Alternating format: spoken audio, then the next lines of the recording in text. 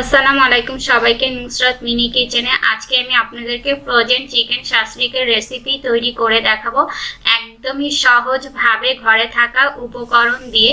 রমজান মাস যেহেতু চলে এসেছে, তো কিছু কাজ যদি এইভাবে করে রাখা যায় তাহলে কষ্টটাও অনেকটা কমে যায় আর ঠিকঠাক মতো আমরা ইবাদতটাও করতে পারি।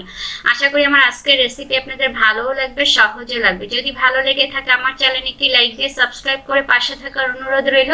আর যারা ফেসবুক পেজ থেকে দেখছেন একটি লাইক দিয়ে অবশ্যই ফলো করে রাখবেন। তাহলে মূল রেসিপিটি দেখে নেওয়া যাক। প্রথমে এখানে আমি মুরগির বুকের মাংস ধুয়ে কেটে পরিষ্কার করে নিয়েছি আর এরকম পাতলা টুকরো করে কেটে নিয়েছি, যার যতটুকু প্রয়োজন নিলেই হবে।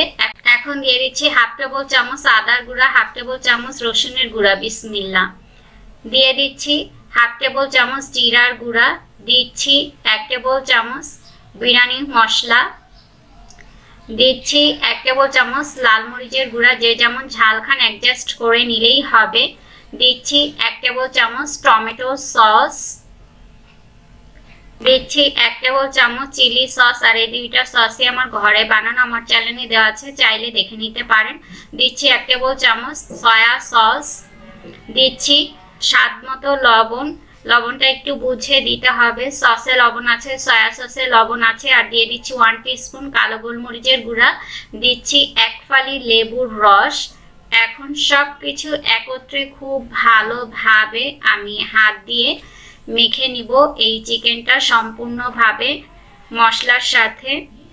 ভালোভাবে চিকেনটা মেখে নেওয়া হয়ে গেলে এখন দিয়ে দিব আমি 1.5 টেবিল চামচ সয়াবিন তেল। আপনারা চাইলে এখানে সরিষার তেলটাও দিতে পারেন। তেলটা দিয়ে আবারও আমি হাত দিয়ে ভালোভাবে চিকেনটাকে মেখে ম্যারিনেট করে নিব আধা ঘন্টার জন্য। চিকেনটা ঢেকে আমি একটা সাইডে সরিয়ে রাখছি।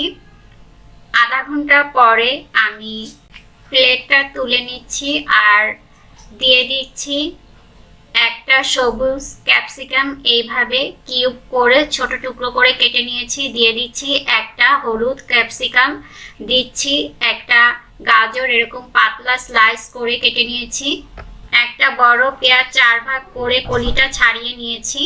এখন একত্রে আবারও সব কিছু ভালোভাবে সবজির সাথে আমি হাতের সাহায্যে মেখে নিচ্ছি।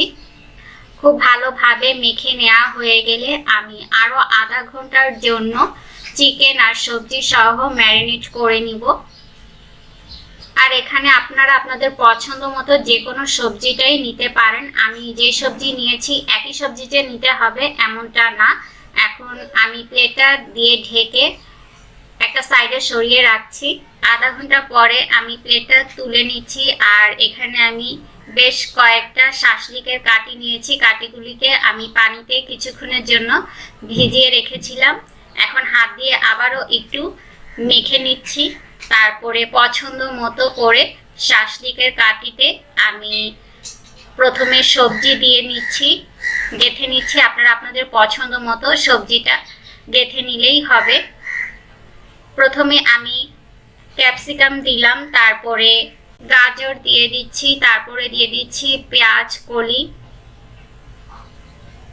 তারপরে আবারও গাজর দিয়ে দিচ্ছি। আপনারা আপনাদের পছন্দ মতো কিভাবে এই শাসলিকটা সাজাবেন সেভাবে সাজালেই হবে। আমি আমার পছন্দ মতো চিকেন শাসলিকটা বানাচ্ছি। কিছু সবজি চিকেন এইভাবে করে দিচ্ছি আর দেওয়ার সময় একটু গেঁথে গেঁথে দিতে হবে, আটকে দিতে হবে, যাতে ভাজার সময় চিকেন আর সবজিটা বের হয়ে না আসে।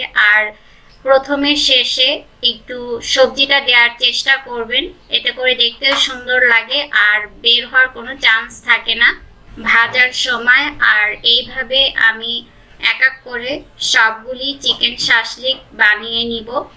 দেখতে পাচ্ছেন আমি কাজটা কিভাবে করছি, যেহেতু এগুলি আমি ফ্রোজেন করে রাখবো।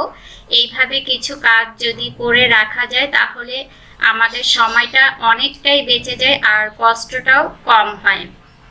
কথা বলতে বলতে এরই মাঝে চিকেন শাসলিকটা আমার বানানো হয়ে গিয়েছে, দেখতেই পাচ্ছেন। একইভাবে বাকি চিকেন শাসলিকগুলিকেও আমি বানিয়ে নিব। এইভাবে আর এরই মাঝে সবগুলি চিকেন শাসলিক বানানো হয়ে গিয়েছে আমার, দেখতেই পারছেন। মাশাআল্লাহ, দেখতে কতটা সুন্দর লাগছে তাই না? চিকেন শাসলিকগুলি যেহেতু আমি ফ্রোজেন করব, তো এখানে আমি একটা জিপলক ব্যাগ নিয়েছি। এখন এক এক করে আমি চিকেন শাসলিকগুলি এই জিপলক ব্যাগের দিয়ে দিব, আর একটু ফাঁকা করে করে দিব, এতে করে একটার সাথে একটা লেগে যাবে না। যখন শাসলিকগুলি ভাজবো ইজিলি বের করা যাবে। দেখতে পাচ্ছেন কতটা সুন্দর হয়েছে কালারটা। এভাবে যে কোনো খাবার আমরা সংরক্ষণ করে রাখতে পারি মাস জুড়ে খুব সহজেই। আশা করি আমার আজকের রেসিপি আপনাদের ভালো লেগেছে। যদি ভালো লেগে থাকে আজকের মতো এখানে বিদায় নিচ্ছি। সবাই অনেক বেশি ভালো থাকবেন, সুস্থ থাকবেন, সবাই সবার জন্য দোয়া করবেন। আল্লাহ হাফেজ।